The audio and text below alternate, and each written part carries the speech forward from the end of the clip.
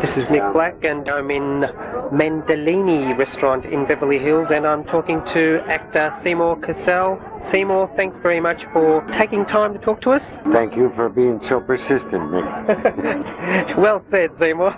First of all, I want to ask you, you were born in Detroit, Michigan, yeah. Tell us a little bit about the journey from Detroit to Los Angeles and how you wanted to become an actor. My mother was in business. My mother was a dancer in Minsky's, which was a burlesque company. I traveled with her until I was 6, on the road, on the trains, cross country, playing Chicago, Buffalo, and all these places. Was on stage at 3.5. Went to school when I was 6, never thought about it again until I got out of the Navy. Before I was 20, went down to the University of Miami for 2 weeks. I forget this. I went to Michigan, did summer stock in Detroit, and went to New York, met Cassavetes, realized that this is what I wanted. I mean, I knew that when I did summer stock. Was your mother encouraging? No, my mother didn't even know. I was a young man, and I did summer stock in the Willoway Playhouse in Bloomfield Hills, Michigan.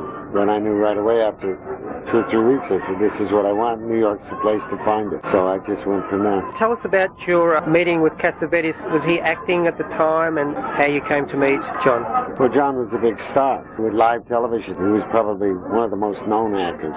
Young leading man, good looking. Had done some films, and had a film that just came out called Edge of the City. Had a workshop. I went by the workshop to see about studying there. Just started making shadows. So I asked if I could watch, and I spent the night and started helping them, and just came back every day and worked with him. Your first feature is a film called Jukebox Racket? Jukebox Racket. And we did that in New Jersey, over in Asbury Park. It was a little B-movie with teenagers. Was it exciting, your first film? Well, by then, I knew pretty much what filmmaking was because I had worked on shadows. I had an idea, of how film was made. After that, you went on to do Too Late Blues with Cassavetes. Always looking for young talent, new talent.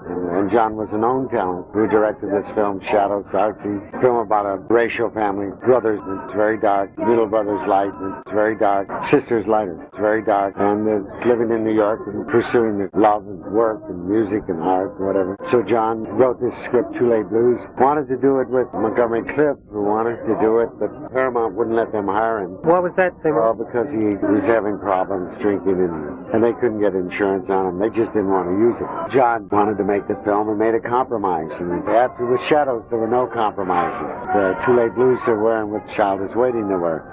After that, he never compromised again. Go on to your next film, The Killers, which you acted with John, who was one of the main stars, and it also featured Ronald Reagan in his last role playing a vicious thug. Do you have any memories of The Killers there, Seymour? Well, yeah, but that was Don Siegel and Lee Marvin and Angie Dickinson, good actors. But Reagan, I never bought him as a thug anyway.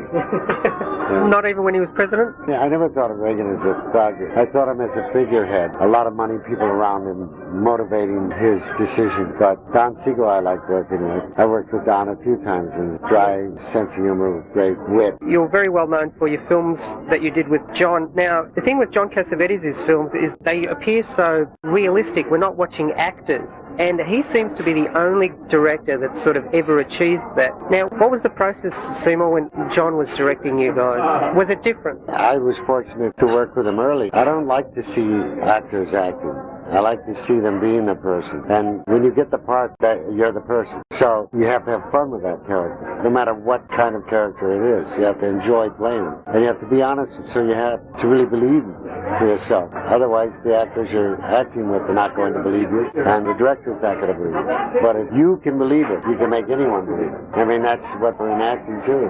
Your imagination brings so much more to a written part than is ever on the page. It's all the actor's creativity. Good actors that know their craft put a lot of thought into it. No one ever sees that. You only see the result of it when they're actually doing it. But most of them, the good ones I know, when you're doing a character, the scenes, the character in different scenes, all the time when you're driving the car, you're at home brushing your teeth or something. At least that's the way I approach it. I don't live the character off screen, but it's always popping into my head. But how does Cassavetes get such realistic performances? He stops you from acting. He gets you to have fun with what you're doing. When someone comes up to to me and I know what they're going to do as a person, that they want something, I'll stop that unless I want that to be done to me. I mean, they got to make it interesting to engage me. It's the same thing with acting. You have to make it interesting for yourself so that the other performers enjoy what you're doing, enjoy working with you. If you're boring and predictable, I mean, it's no fun for me to act with you. I know what your words are, but the way you say them, how you look with this, you say them, the depth of feeling that you use, that makes the whole difference. With John, we were all very close, and it was a lot of rehearsal before we'd start to shoot each day. Did he allow a lot of room for improvisation? Not really. The shadows was the only improvisation. I mean, he respected his actors enough. If you said a line, it was because it came from the character you were playing, and it was a good line, you would always leave it in. Improvisation is misconstrued as, I mean, the only creative process that improvisation is to contribute content. And improvisation is never about you, it's what you put into something. With a group of people doing that, then you could do, with a situation, you could develop character, behavior, and reactions to each other. The improvisation is not about me saying the funny lines, or doing the crazy things.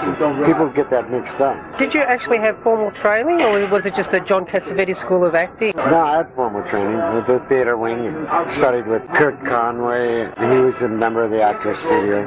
And I looked at different kinds of teachers, see what they had to offer, and you find what works for you. John Cassavetes, he had a small group of actors like Peter Falk and yourself and Gena Rowlands and all that. Obviously, the fact that you knew each other, you trusted each other more, would I be correct in saying something like that? Well, that's human nature, isn't it? I mean, you're going to trust someone you know how they work and how they think and how they feel, more than you're going to trust a stranger. So you develop a bond, a way of working that you like, that you respect, that you're proud of, that you're proud of the other people that you're working with. And it's fun to see them realize that they had a chance to express themselves the way they're usually not allowed to in most films, certainly not in most television. You got to understand, John's films were not about stars, whether you had what you called stars in them or not. It was about people.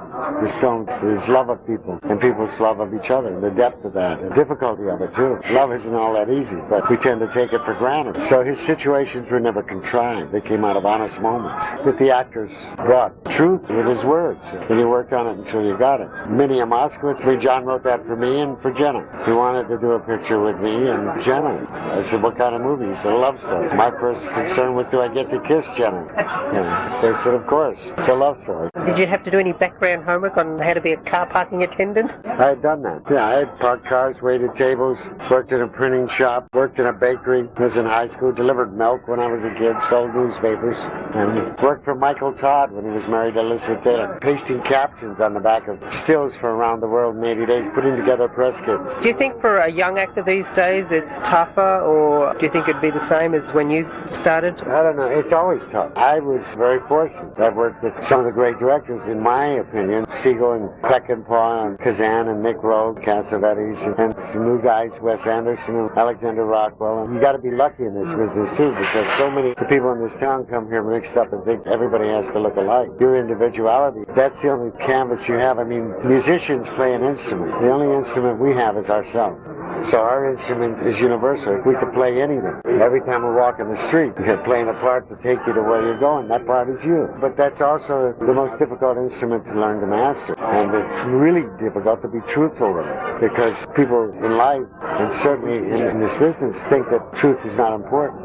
For me, that's the most important thing. You mentioned luck before. I know you did a film called The Revolutionary, which I saw late one night. Now, apparently, Where did you see that? I saw it late one night on TV, and I have spoken to Paul Williams, and you can't get that on video. I know that. I'd like to get it. It was with John Voight and Robert Duvall and Jennifer Salt, Colin Wilcox. And I heard that Al Pacino was going to do your part, and then suddenly something came up, and you filled in the role. I didn't know that. That's what Paul told us. Oh, really? Yeah. Well, the only problem I have with that film is I learned one thing, never to give them two endings.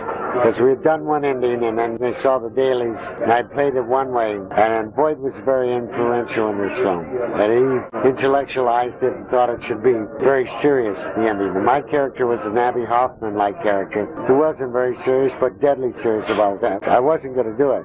They said, if it's no good, we won't use it. And I did, and they used it. And I knew my instincts were right. One thing I've learned, I think, in life is that your instincts are almost always right. Certainly, whether it's in life or in acting. Seymour, you've got a hell of a lot of credits. Now, for an actor just to be consistently working over a career as long as yours, It's tough. What's your secret? What's your secret to getting the work consistently? I work cheaply.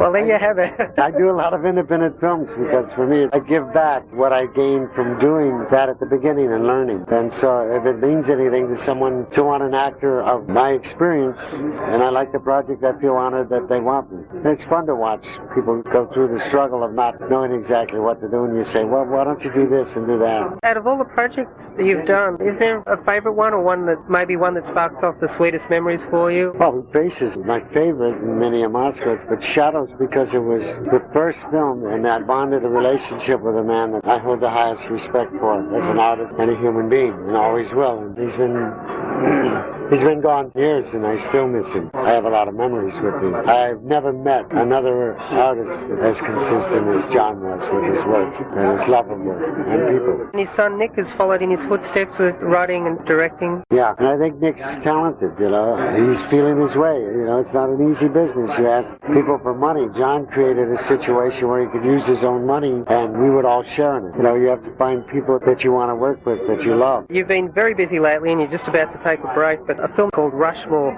Can you tell us a little bit about that, Seymour? Well, now, Wes Anderson, I think, is a director I would love to work with again. And I respect him tremendously because first meet a director and start working with him. My whole life is spent reading people and watching people. And I can do anybody's walk. I just have to see him walk across the room and I can do it. I mean, that's the way I've always entertained myself with that. But Wes is extremely gifted and certainly one of the most knowledgeable directors that I know of. And I mean about, it's not just Mike Nichols, but back to Lubitsch and Capra and Ford and Sturgis and the Europeans, you know, from De Sica and Rossellini and Fellini on the, you know, Renoir and Truffaut, but the Japanese, Uzo and Kurosawa. And when a man lives it like it and breathes it that much, and you can see when you work with him, he'll come back and go to the cutting room after shooting all day, and then look at the dailies in his hotel room, look at the cut stuff that the editors worked on. Wes is, I think you'll hear a lot from him for a long time. Also, SFO with Timothy